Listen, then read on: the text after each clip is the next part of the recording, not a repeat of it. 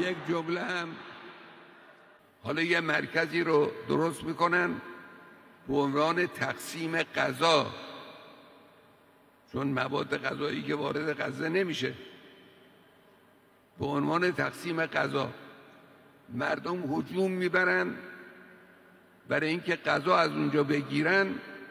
اینا با یک مسلسل 10 برابر اون چیزی رو که با بمب از بین میبردن از بین میبرن.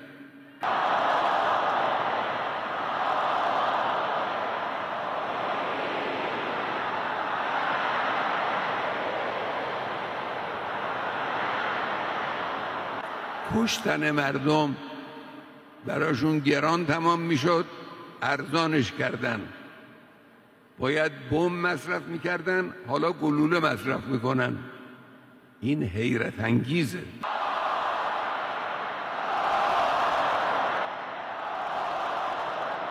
آمریکا هم دستش در این جنایات آلوده است. به همین دلیل هم هست که ما گفتیم، تکرار کردیم و اصرار میکنیم که باید آمریکا از این منطقه خارج بشه.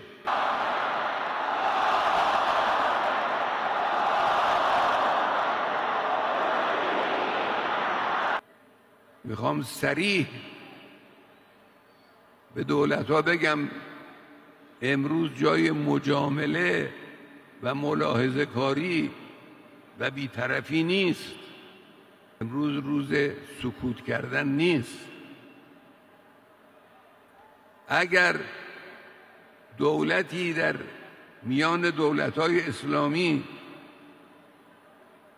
به هر شکلی، به هر بهانه‌ای از رژیم صهیونی حمایت بکنه، چه با عادی‌سازی روابط، چه با بستن راه کمک به فلسطین، چه با توجیه جنایات صهیونیست‌ها، یقین بدانه که ننگ ابدی بر پیشانیش خواهد ماند.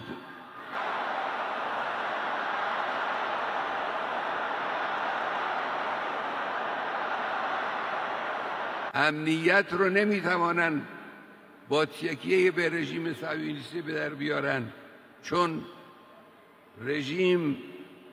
رژیم صهیونی به حکم قاطع الهی در حال فروپاشی است و انشاءالله دیری نخواهد پایید.